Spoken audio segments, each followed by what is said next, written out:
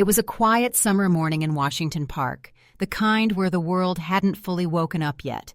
The sun filtered through a canopy of oak leaves, stretching long fingers of gold across the jogging path.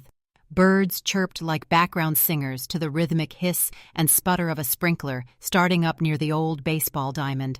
The park was alive, but not yet busy. Just a few joggers moving at their own pace, earbuds in, lost in their rituals.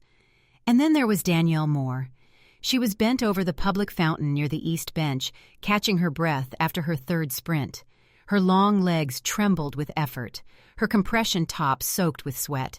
She braced her palms against her knees, letting her lungs catch up. She didn't notice the boots crunching on gravel behind her at first, not until the rhythm felt wrong, not until it wasn't just footsteps, it was presence. Danielle stood up slowly, wiping sweat from her brow with the back of her hand. She turned slightly, just enough to glance behind her. And there he was. A white police officer stood 10 feet away, one hand resting on his duty belt, the other holding a convenience store coffee. Stocky build, mid-40s maybe, buzz cut, mirrored sunglasses that reflected nothing but sunlight. He didn't say hello, didn't smile, just stared. "You out here alone?" he asked, voice dry, casual. Danielle blinked, confused by the question. "I'm running," she replied, her tone steady. "I do that here. It's a park." The officer didn't move, didn't even nod. "Just noticed you circling the benches a few times. Looked like you were scoping something. We've had break-ins in the area." Her heart rate, which had just begun to slow, climbed again, this time not from exertion. "I'm running," she repeated, taking a small step back. "That's it." He placed his coffee down on the bench, his eyes still locked on hers. "Mind if I see some ID?" Danielle folded her arms, chest still heaving.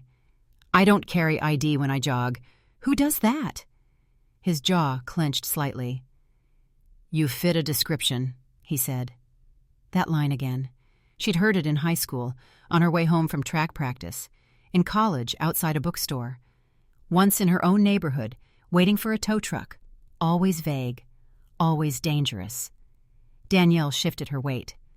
"I don't have any weapons. I'm not doing anything wrong." But the officer stepped forward, calm, controlled, like he had done this 1,000 times before. "Then I'll need to do a quick check for weapons, hands where I can see them."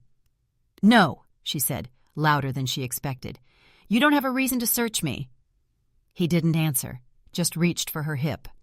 Danielle flinched, her breath catching as his fingers grazed the waistband of her shorts. She slapped his hand away. "Don't touch me like that," she barked. The officer's face didn't twist in apology, only irritation, like she had broken some unspoken rule. "It's for my safety," he muttered, reaching again. And that's when it happened. From somewhere behind the tree line, a new sound emerged. Not the chirp of birds, not footsteps. A different rhythm. Low, deliberate. Tap, tap, tap. A cane striking pavement in slow succession. The officer didn't notice at first. Danielle turned just enough to see a tall, wiry figure walking toward them from the trees. He moved slowly, but not weakly. His back was straight. His cane hit the path with quiet authority. Walter Moore, her grandfather. He didn't shout, didn't rush. His face was carved with calm, the kind of calm that comes from living long enough to know exactly what's happening without needing to ask. Danielle exhaled his name, a breath more than a word. "Grandpa." Walter didn't speak. He didn't look at her. He didn't look at the cop. He walked with a purpose forged from decades of swallowing words, of staying silent in rooms where he wasn't welcome, of pretending peace while carrying rage. His cane struck once, cleanly, against the officer's shoulder. The man staggered, confused. Then a second strike came, harder, across the side of his head. The officer collapsed with a thud, his mirrored glasses skidding across the walkway. The coffee spilled, spreading darkly like a wound. A child nearby dropped a ball. A jogger froze mid-stride. Somewhere, a phone camera clicked on. Danielle didn't move, couldn't. Her heart pounded, unsure whether to leap or collapse. Walter turned to her, his voice calm. "You all right?" She nodded. Barely. Then louder, he spoke to the stunned park around them. "A man who puts hands on a woman like that don't get to wear a badge. Not around me." No one said a word. Even the wind paused in the trees. The officer groaned on the ground, barely conscious. Walter didn't kick, didn't yell. He stood over him, the cane hanging loosely in one hand, like it had returned to its original purpose after delivering something long overdue. Danielle's strong runner's legs felt suddenly unsure. She had seen her grandfather angry before, over news reports, political speeches, late bills, but never like this, never moving with such precision, such stillness. She whispered again, "Grandpa?" He turned to her slowly. His face was hard but not cruel. "He put his hands on you," he said. "That was all I needed to see." Phones were out now. A woman in yoga pants stood quietly recording. Teenagers on bikes whispered near a tree. A man walking his dog stood still, watching with an expression that couldn't decide between horror and awe. Walter stepped back. He didn't want to kill him. That had never been the point. His hands trembled, not from age, but from memory. Danielle looked at the man lying on the pavement. Rick Dalton, according to his badge. His hand twitched, blood smeared near his ear. Danielle looked back at Walter. "Did you mean to do that?" He didn't blink. "I meant to stop him." Somewhere in the distance, a siren began to wail. Danielle stood frozen, unsure whether to flee or collapse. The siren grew louder now, closing the distance with mechanical certainty. She looked down at the officer again. His breathing was shallow, but steady. A patch of red had begun to bloom beneath his temple, stark against the concrete. Walter remained where he was, not moving, not flinching. His cane now rested tipped down on the pavement, both hands atop its worn handle. His gaze wasn't at the crowd, or the cameras, or even Danielle. He was looking at something far beyond all of them, something none of them could see. A squad car pulled up fast, lights blazing. 2 more officers spilled out. One raised his weapon before even seeing what had happened. The other moved toward Danielle, hand on holster, shouting commands. "Step back from the officer! Hands where we can see them!" Walter raised his left hand slowly, the other still clutching the cane. "I did it," he said. "Wasn't her." Danielle snapped back to life. "Wait, he touched me. He tried to search me without cause." Her voice cracked. The officers glanced between them. One knelt to check on Dalton. The other kept his hand near his sidearm but lowered his voice. "Ma'am, we need you to step away. Are you injured?" Danielle shook her head, but her body told a different story. Her legs wobbled, her breath shallow. Her arms ached, not from running, but from tension. She wanted to scream, cry, crumble. Instead, she just stood there. Walter didn't speak again. One officer moved to cuff him, too tightly, Danielle noticed, and guided him toward the squad car. No struggle, no words, just the soft click of metal and the sound of birds still singing as if nothing had happened. As the car door shut behind him, Danielle finally moved. She reached down and picked up his cane, holding it like a lifeline. Later, the park would empty quickly, people muttering in clusters before disappearing. News vans would arrive before noon. That video, 37 seconds long, would be on every screen in Atlanta by dinner time, and by morning, it would be everywhere else. But in that moment, it was just Danielle, standing alone in a park that no longer felt like hers. The breeze shifted. The sun rose a little higher, and for the first time in years, she felt cold. That evening, she sat on the front steps of her grandfather's house in Cascade Heights, the cane resting across her lap. Her mother, Lena, brought her a glass of water and sat beside her. No words passed between them for a while. Finally, Lena spoke. "Your grandfather's been carrying that cane since you were 10. You remember why he started using it?" Danielle shook her head. "His hips started hurting during a protest march in 2004. He wouldn't admit it, of course. Said he just liked the rhythm it gave his walk." "Yeah, it has." She smiled softly, But that cane's been in every photo since, every holiday, every birthday. Danielle looked down at the scuffed wood. Today, it became something else. Lena nodded. Sometimes things aren't what they start out as. Sometimes they become what they need to be. Danielle let out a long breath. He didn't hesitate, not even for a second. He didn't know he was being filmed, didn't care. He saw something he couldn't ignore. Danielle's voice dropped. Neither did I, but I didn't do anything. Her mother turned to face her. You're still alive, Danielle. Sometimes surviving is enough. Danielle stared at the horizon, where the last of the sun slipped beneath the rooftops. The park flashed in her mind, the cold grip of fear, the sound of that cane, the blur of motion, the crowd, the silence that followed. People are going to twist this, she said. They'll say he attacked a cop. They'll say I provoked it. Her mother reached over, laid a hand on hers. They'll say a lot of things. But the truth has a rhythm too, baby. Just like that cane, sooner or later, people hear it. Danielle didn't respond. She just held the cane a little tighter. Down the street, a neighbor closed their blinds. A porch light flicked on across the road. The neighborhood settled into quiet, unaware that one of its own had just struck a match that might light something far bigger than either of them imagined. Inside the house, Walter's chair sat empty. His coat still hung on the hook. His glasses lay folded on the table beside yesterday's newspaper. The silence in the room wasn't peaceful. It was waiting. And out on the porch, Danielle sat in that silence, cane across her knees, heart caught between fear and something that felt dangerously close to resolve. Tomorrow, the questions would begin, the interviews, the accusations, the noise.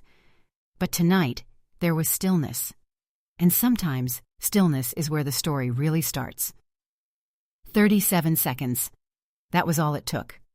37 seconds of shaky footage, captured by a teenager leaning against a sycamore tree in Washington Park, his phone already in hand because he was scrolling TikTok.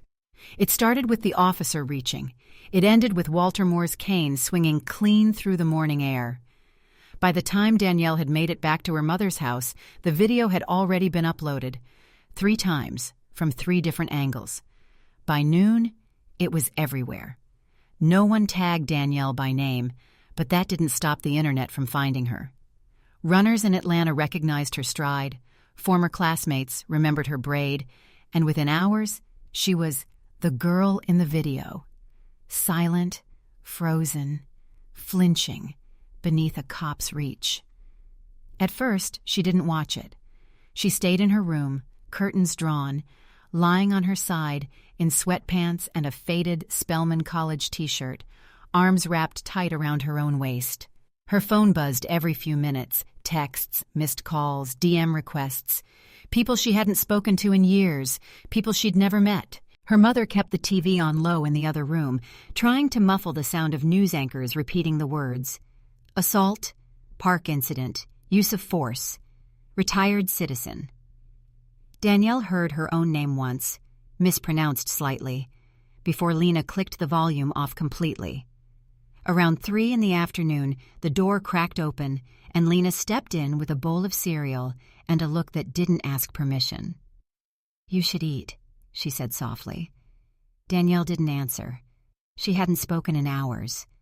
Lena set the bowl down on the nightstand. I'm not going to push.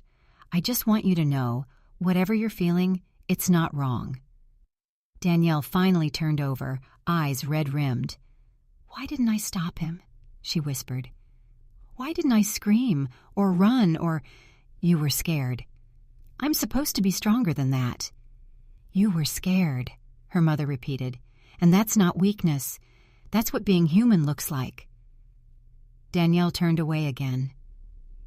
Grandpa wasn't scared. Lena's voice dropped. He's been scared his whole life. You just saw the day he stopped running from it.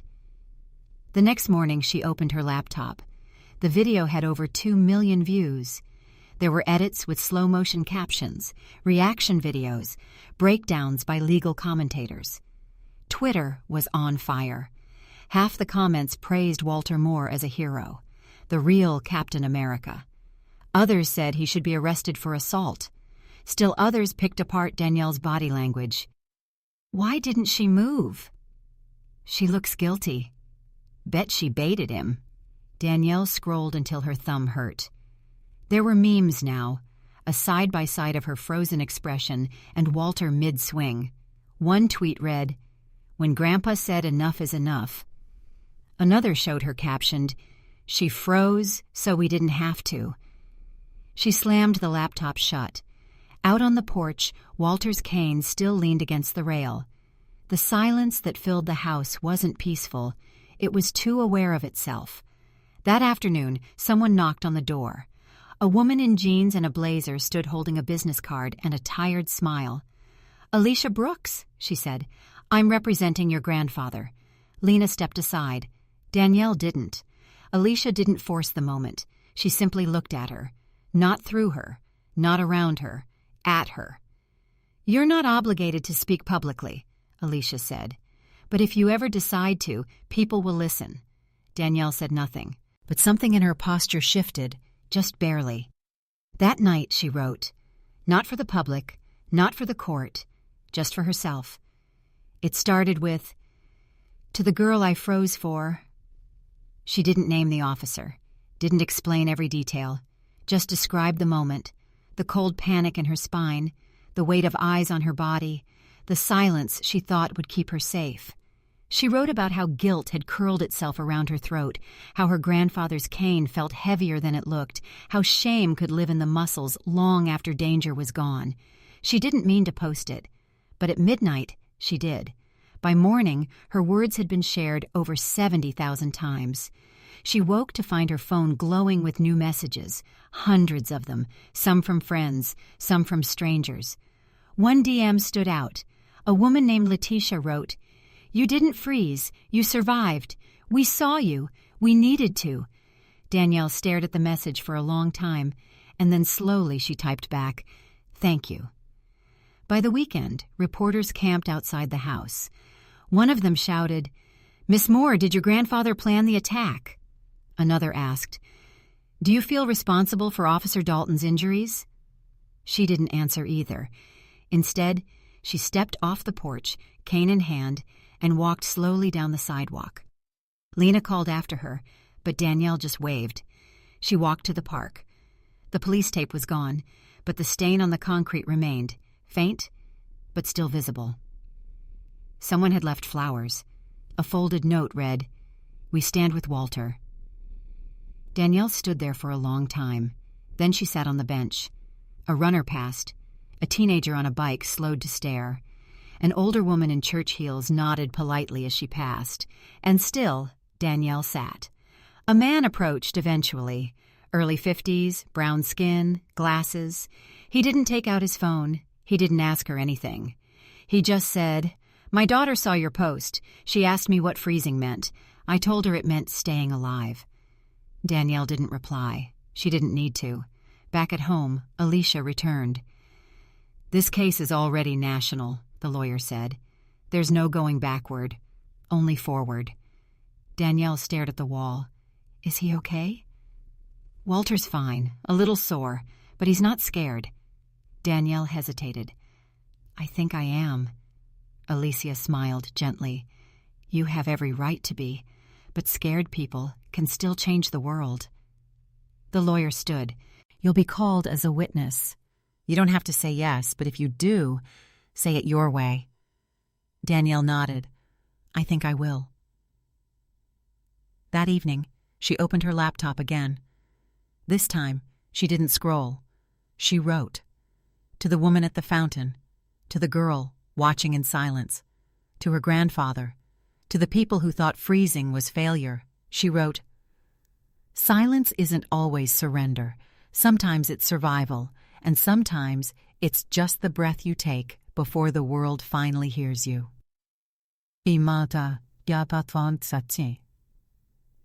And then she hit post.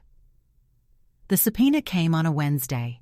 It was slipped into the mailbox sometime before sunrise, tucked between a furniture catalog and a dentist appointment reminder. Danielle found it while wearing her grandfather's old hoodie, her slippers scraping softly across the porch. She knew what it was before she touched it. The heavy cream envelope, the typeface that tried too hard to look neutral. She held it in her hands for a long time. Inside, Walter was already awake. He sat at the kitchen table, reading the newspaper like he always did, though Danielle noticed he hadn't turned the page in 20 minutes. His cane leaned against the table leg, the tip stained slightly from that day in the park. He didn't look up when she came in, just sipped his coffee and said, "You don't have to read it out loud." She placed the envelope beside his plate. Walter didn't even blink. "Expected it yesterday." Danielle sat down across from him. "Do you think they're going to try to make an example out of you?" He folded the newspaper slowly. "They might, but they picked the wrong example." That afternoon, Alicia Brooks returned. She brought a folder full of printed screenshots, news articles, online petitions. One had over 300,000 signatures. "Justice for Walter." Another said, "Let Danielle speak." She sat across from the Moores in the living room, her blazer still pressed, her notepad filled with shorthand only she could read. "The arraignment is next week," Alicia said, "but the bigger decision is whether we want you to testify when the hearing begins. It'll draw more attention, but it could help more than just this case." Danielle glanced at Walter. He was staring out the window. "What would I say? Your truth?" Danielle hesitated. "What if they don't want to hear it?" Alicia gave a tired smile. "They don't, but that's why you say it anyway." In the days that followed, Danielle felt like a piece of her life had been taken off the shelf and put under a microscope. People who'd never met her dissected her voice, her walk, her eyes. There were think pieces titled, "The Psychology of Freezing," "Why Danielle Moore Matters." Others were less kind, "A Generation Addicted to Victimhood." She stopped reading them. Instead, she went for walks with Walter. Not long ones, just up and down the block, sometimes to the end of the street where the sidewalk cracked and dandelions bloomed from the edges. Walter walked slower these days. He never complained, but Danielle could see it in the way he shifted his weight more often. The cane tapped with rhythm, but there was effort behind it. "You ever wish you hadn't done it?" she asked once. Walter didn't break stride. "I wish I hadn't had to." Danielle nodded. She understood. On the morning of the arraignment, Walter dressed in his Sunday best, gray suit, black tie, shoes polished to a modest shine. Danielle stood in the hallway, watching as he adjusted the cuffs on his shirt, hands trembling only slightly. "You look good, Grandpa." He looked up, smiled softly. "I don't plan to go out looking weak." They arrived early at the courthouse, Fulton County Courthouse, a building that felt too old and too cold for what it was asked to contain. Cameras lined the steps. Protesters stood behind barriers, some holding signs, others just watching. One held a sign that read, "Protection ain't just for police." Inside, the air was thick with silence and recycled air conditioning. Danielle sat in the back row, hands clasped tight in her lap. Walter sat at the defense table, eyes steady, body still. Alicia stood beside him, flipping through notes like a conductor preparing her orchestra. The judge entered. The room stood, and the hearing began. The prosecution kept things clinical. They played the video again, without commentary, without sound, just 37 seconds of motion. Then they showed freeze frames, labeled angles, suggested intent. "He approached with force," one attorney argued. "He struck an officer in the head. This was not reflex. This was assault." Alicia rose calmly. "And what prompted that force?" she asked. "Did the officer in question follow protocol? Did he respect boundaries? Did he—" She paused, letting the silence hang. "Ask for consent?" The judge didn't answer. Neither did the jury. A week later, Danielle received her own summons. Not a subpoena. A request. Would she testify? She stared at the envelope, then at her reflection in the hall mirror. She looked tired, older somehow, but she also looked ready. On the day she testified, the room was packed. Some faces she knew, most she didn't. but all of them were turned toward her as she walked to the stand. Her voice didn't shake when she took the oath. Her knees didn't buckle when she sat down. Alicia asked the questions softly. "What happened that morning?" Danielle told them. "How did you feel?" She paused. "Like I didn't belong in my own skin." "What did your grandfather do?" Danielle looked at him. "He reminded me I was still in it." There were tears in the room, though not from her. One juror wiped her eye. Another stared hard at the table. The prosecution had no cross-examination.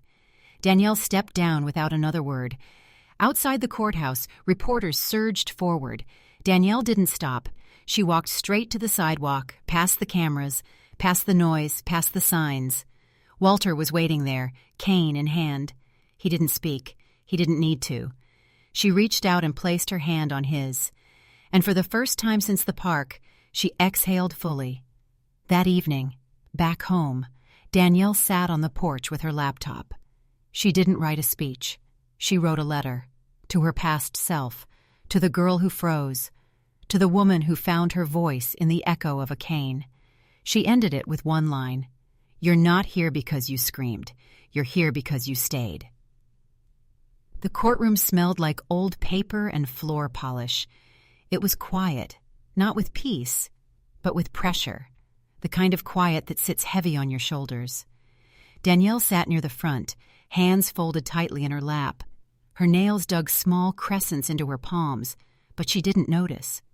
Walter sat beside Alicia at the defense table. He wore the same gray suit, his tie tied a little tighter today. He had polished his shoes again, though one had started to scuff at the toe. His cane lay across his lap, quiet and still. A few rows back, a small cluster of community members filled the benches, some holding hands, others watching silently. The judge entered. Everyone rose. Then the trial began. The prosecution opened predictably. Clinical, measured, rehearsed. They repeated the same phrases over and over. Assault, unprovoked, use of force. They showed the video again. Danielle didn't look at the screen this time. She'd memorized it. 37 seconds. The prosecutor broke it into fragments. Here, Mr. Moore approaches. Here, he lifts the cane. And here... Freeze frame. The point of impact.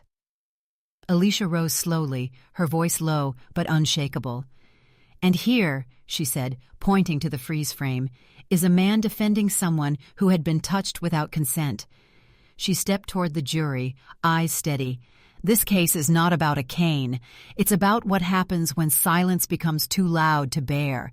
It's about a grandfather who saw his granddaughter in danger and acted, not out of rage, but out of memory, out of knowing what happens when no one intervenes. Now, there was no objection. There couldn't be. When Danielle took the stand, the courtroom shifted. Not audibly, not obviously, just a breath held tighter, a stillness sharper. She wore a dark blue blouse, her hair pulled back. Her voice, when she swore the oath, didn't waver. Alicia stepped forward. "Ms. Moore, can you tell us what happened that morning in Washington Park?" Danielle inhaled. Her eyes didn't dart. Her posture didn't fold. "I was running. It was hot. I stopped for water." Her voice was soft but clear. "I noticed the officer approaching. He didn't greet me. He just started asking questions. Said I looked suspicious. I told him I was jogging. That's all." She paused, her hands still folded in her lap. "Then he asked for ID. I didn't have it. I said that. He said I fit a description. Then he tried to search me." A murmur rose in the courtroom. The judge lifted a hand. Silence returned. Danielle continued. "He reached toward me. I told him not to. He did it anyway. He touched my waistband. I pushed his hand away. He said it was for his safety." She swallowed hard. "That's when my grandfather stepped in." Alicia nodded slowly. "Did you ask him to intervene?" "No." "Did he speak to the officer before striking him?" "No, but he didn't attack. He stopped something." The prosecution did not cross-examine her. They didn't need to. The jury had seen enough. They had heard enough. When the verdict came, Danielle didn't breathe. The jury forewoman stood, paper in hand. Her voice was flat but clear. On the charge of aggravated assault, we find the defendant not guilty. A pause, not a gasp, not applause, just breath. Walter exhaled, slowly. Danielle's eyes burned, but she didn't cry. Alicia placed a hand lightly on Walter's shoulder. He didn't move. The judge leaned slightly forward. "Mr. Moore," he said, "this court thanks you for your conduct and for reminding us that justice sometimes walks quietly and carries a cane." Outside the courthouse, a crowd had gathered. Some cheered, some prayed, others just stood, holding signs that read, "Protection should protect," and "We believe Danielle." Danielle stepped onto the sidewalk. Cameras flashed. Microphones stretched toward her. Reporters called her name. She didn't speak. She walked to her grandfather, who stood on the steps, cane in hand, back straight. "You okay?" she asked softly. Walter nodded once. "You did good." Danielle looked out at the crowd. "It's not over." He smiled faintly. "It never is." Later that evening they returned to the park. Not for a statement, not for attention, just to walk. The sun was setting, casting long shadows across the path. The fountain bubbled softly. Children laughed in the distance. They reached the bench. Walter sat down slowly. Danielle stood for a while, then joined him. For a long time neither spoke. Then Danielle said, "They're going to want me to keep talking." Walter looked at her. "Do you want to?" "I don't know." "That's a good answer." She smiled, barely. Walter tapped his cane gently against the ground. "You know, your grandma used to say, silence can be a shield, but sometimes it's also a story." Danielle tilted her head. "And what's the story this time?" Walter looked out at the park. "That we still matter, even when we don't shout."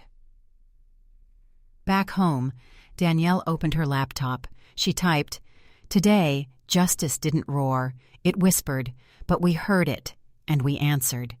She posted it without a caption. Then she closed the screen. And for the first time in weeks, she slept deeply. The park hadn't changed. The same trees lined the paths, their branches stretching overhead like old arms reaching for each other.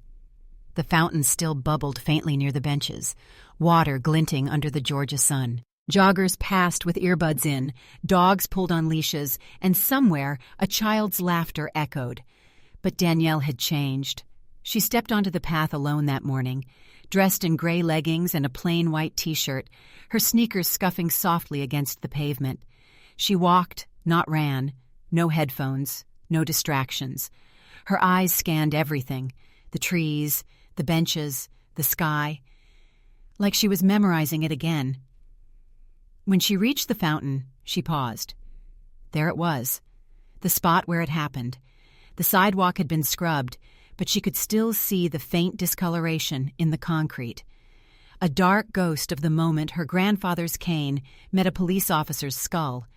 It looked smaller now than she remembered, just a patch, just a stain. But it wasn't. She sat on the same bench from that day. Her breath caught just for a second.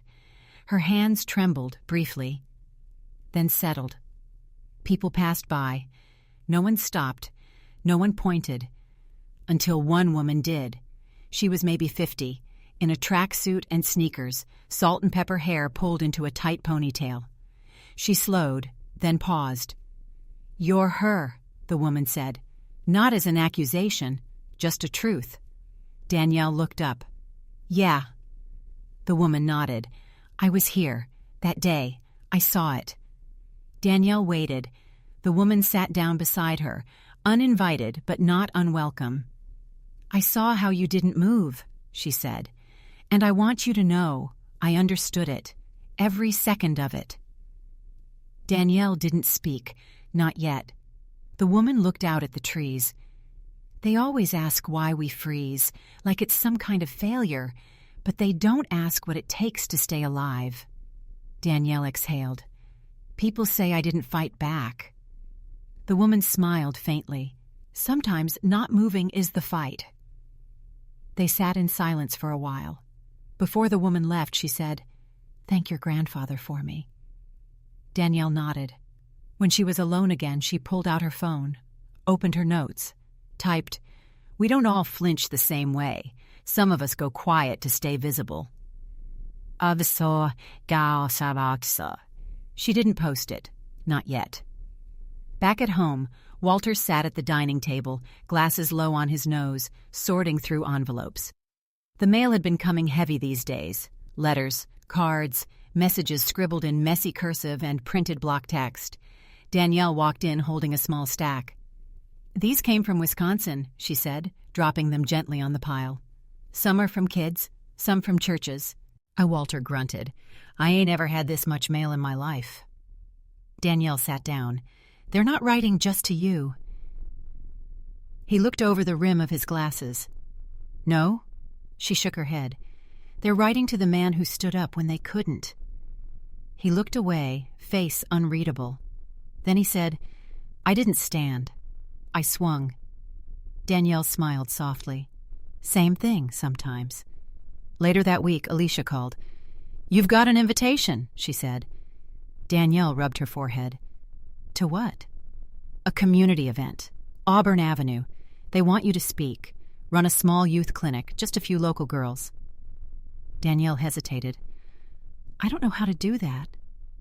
"You didn't know how to testify either," Alicia replied. "You still did." The next Saturday, Danielle stood in front of a group of 10 girls. They ranged from 12 to 16. Some wore brand new running shoes. Others came in mismatched T-shirts and borrowed gear. All of them stared up at her like she was something between a coach and a lighthouse. She started simple: stretching, breathing, form. Then she told them about rhythm, how your feet talk to the ground, how your breath has to learn the tempo of your heartbeat. Running isn't about speed, it's about space, about taking up space. One girl raised her hand. "Were you scared when it happened?" Danielle nodded. "Yes, and I still am, sometimes." Another girl asked, "Did you freeze because you were weak?" Danielle smiled. "I froze because I didn't want to disappear." That night, she wrote again. This time, she posted, "I returned to the place where I didn't speak, and this time I moved. Not to escape, to remind myself I'm still here." Back at the house, Walter watched the post go viral again. He didn't say much, just read the comments, liked a few. Then he turned to Danielle and asked, "You still got that cane?"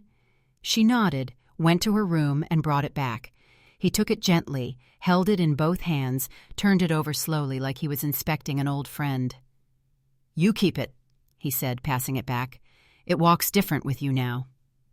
Danielle didn't argue. She placed it beside the door. On her next run, she didn't carry it. But she knew it was waiting. Not as a weapon, as a reminder. That silence wasn't the end of her story. It was the beginning. The cane sat on the porch like it always had. Sunlight kissed the curve of its handle, and the tip tapped gently against the wood with the rhythm of the wind. Danielle passed by it every morning now. She didn't pick it up. She didn't need to. But she always looked. Walter watched from inside the screen door, arms crossed, a quiet pride in his chest that he didn't say out loud. "Ready?" he called. Danielle nodded. She tied her laces tight, stretched once, then again. A handful of girls gathered around her on the lawn, teenagers, middle schoolers. Some she'd coached already, others new. "All right," she said. "Same route as last week, but this time we run it together." They smiled. They trusted her, not because of what happened, but because of how she stood after it. As the group jogged off down the sidewalk, Walter stepped onto the porch, leaning on the railing, watching. His cane stayed behind. The Auburn Avenue Community Center was buzzing that weekend. Tables filled with books, crafts, community bulletins. Someone played jazz over a small speaker. Kids ran between booths, laughing. Elders sat in folding chairs, sipping sweet tea, nodding like they'd seen this kind of day before, and knew its worth. Inside the main room, a new display stood tall. Photos from the past year, a printed version of Danielle's first post, a laminated sign, She froze so we wouldn't. And next to it, the cane, encased in glass, centered under a simple plaque. He stood, she stayed, we rise. Danielle stared at it quietly. Walter stood beside her.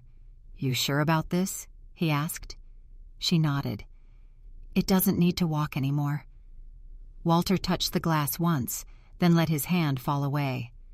"Never thought I'd be in a museum," he muttered. "You're not," Danielle replied. "You're in a story, one that's still moving." He chuckled. "You get that from your mama." "She got it from you." That evening, back on the porch, Walter opened a shoebox filled with letters. They had kept them all, every card, every crayon drawing, every typed message from people who had seen the video, read Danielle's posts, heard about the trial. He handed Danielle a folded note, 16 by the handwriting, maybe younger. It read, "I didn't say anything when they touched me, but I told my mom after I saw you. I thought freezing meant I failed. Now I know it means I survived." Danielle folded it slowly. "We should put these somewhere," she said. Walter nodded. "Somewhere we won't forget." They bought a corkboard the next day, pinned every letter to it, called it the Wall of Not Broken. Weeks passed. The world moved on. News cycles changed. But something lingered. Danielle began speaking more. At schools, at workshops, on panels. Not every weekend, not loudly, but honestly. She told them about fear, about silence, about the way memory lives in muscle, about the echo of a cane striking pavement. She never blamed. She didn't need to. Her story did the work. On a crisp fall afternoon, Danielle ran the park trail again. Alone this time, leaves crunched beneath her feet. The air held a bite that warned winter was coming. She moved easily, her breath even, her body remembering every bend in the path. When she reached the fountain, she slowed. A new plaque had been installed nearby, just a small one. It read, "She said no." He heard her. Danielle placed her hand on the stone, closed her eyes, not to grieve, to promise. Behind her, she heard the tap of shoes approaching. Not boots, sneakers. A little girl, maybe 10, slowed beside her. "You're her, right?" the girl asked. Danielle smiled. "I'm one of them." The girl looked at the plaque. "My brother said you hit a cop." Danielle shook her head gently. "My grandfather did. I stood still." The girl nodded, like that made perfect sense. "I freeze sometimes too," she said. Danielle knelt to her eye level. "You ever need to," she said softly. "Just remember, frozen things still hold power." The girl grinned, then ran off to catch her family. Danielle stood slowly, watching her go. The wind shifted, carrying leaves across the path. And for the first time, the echo wasn't of fear. It was of footsteps moving forward. Sometimes it isn't the loudest voice that changes a room. It's the quiet that follows it. In a small Atlanta park, where the leaves rustle the same way they did last fall and the pavement still carries the echo of a cane, a young woman stood still long enough for the world to take notice. She didn't shout. She didn't run. She stayed. And in that staying, something shifted. Not just in her, but in the Black community that watched and waited and remembered what it meant to survive by being still. Her grandfather's action wasn't born from rage. It came from decades of learning how silence can wound deeper than words, how the Black community has often been asked to swallow pain with grace, and how there comes a time when dignity requires more than silence. In protecting her, he didn't just stop a moment. He started a movement. Not of protests or platforms, but of pause, of reflection, of recognizing the power in standing beside instead of in front. The lesson is simple, though not easy. Justice doesn't always arrive in sirens or speeches. Sometimes it comes wrapped in restraint, carried in the hands of those who choose compassion over chaos. To hold your ground without striking out in anger, that's strength. To protect without vengeance, that's legacy. In moments when the world demands reaction, Offering calm truth is an act of defiance, and in doing so, we pass on more than safety. We pass on a blueprint for healing. Much like a porch light left on in the quiet hours, a single choice, anchored in love, not fear, can help others find their way home. The cane, once a tool for balance, became a symbol of protection. The silence, once mistaken for weakness, became a story the Black community could reclaim with pride. And the girl who froze? She taught us that sometimes stillness is the bravest move of all. Take a moment to reflect, not just on this story, but on the quiet moments in your own life, the ones where you chose to listen, to stay, to bear witness. The world may not always notice those choices, but hearts do. If this story touched something in you, consider sharing it with someone who needs reminding that the quietest actions can carry the loudest echoes, especially in the Black community, where silence has long been a form of strength, survival, and yes, transformation. Because sometimes the smallest pause becomes the loudest truth.